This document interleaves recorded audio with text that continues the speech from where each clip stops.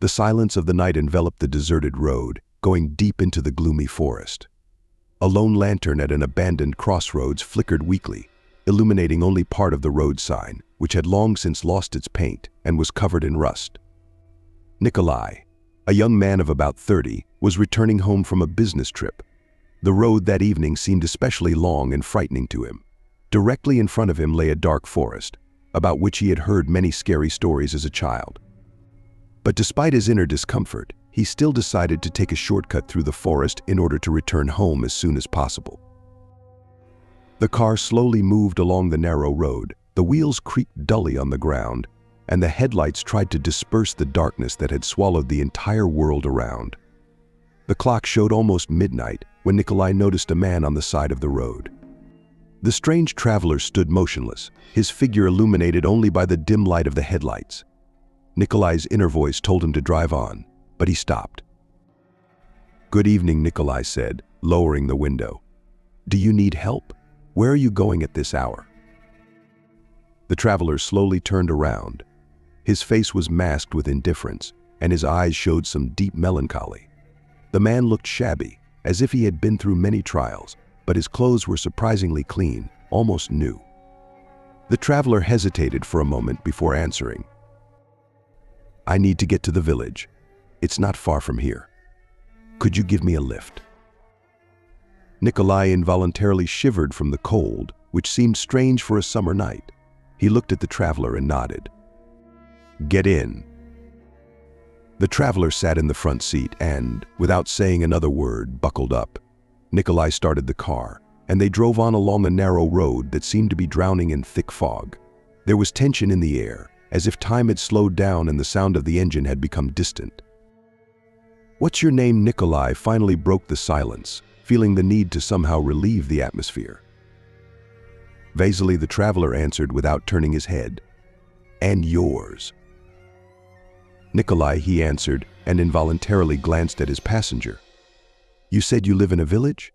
I think I've driven by here before, but I don't remember there being a village here."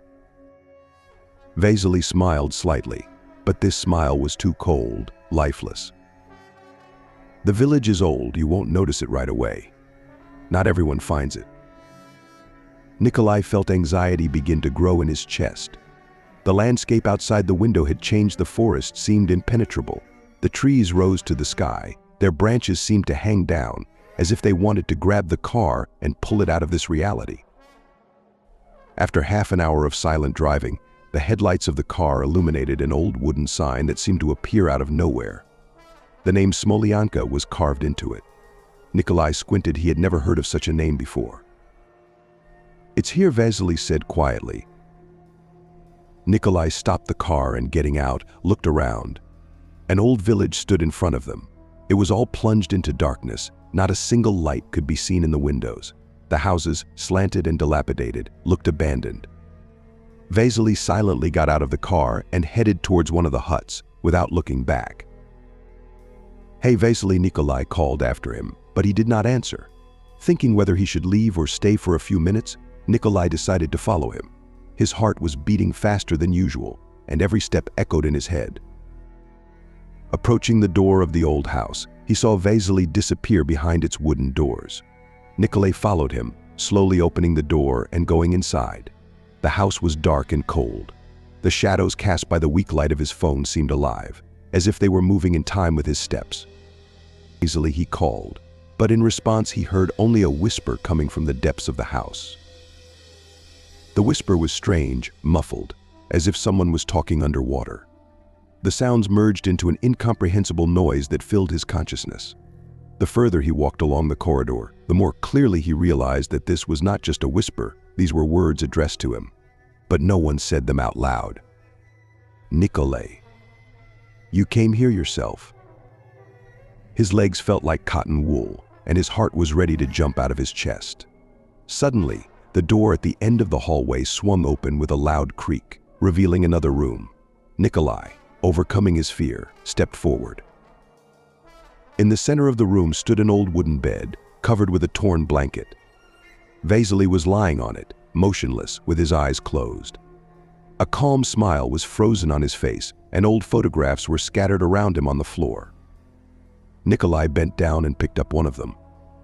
The photo showed people, and Vasily was among them. But something was wrong.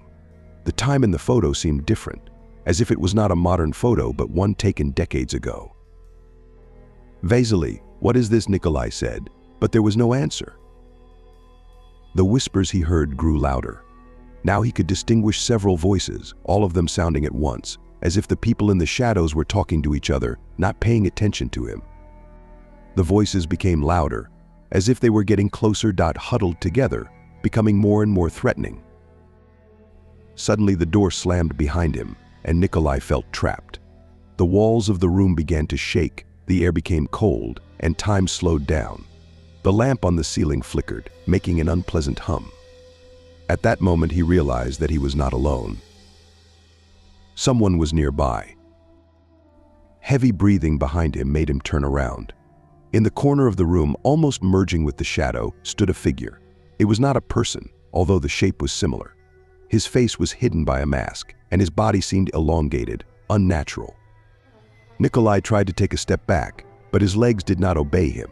He felt someone's cold hands wrap around his shoulders. Silence filled the room again. Nikolai could not move. Fear riveted him to the spot, and the figure with the mask began to slowly approach. Her eyes, two black bottomless pits, looked straight into his soul. For a moment, everything around him froze. Then the world plunged into darkness.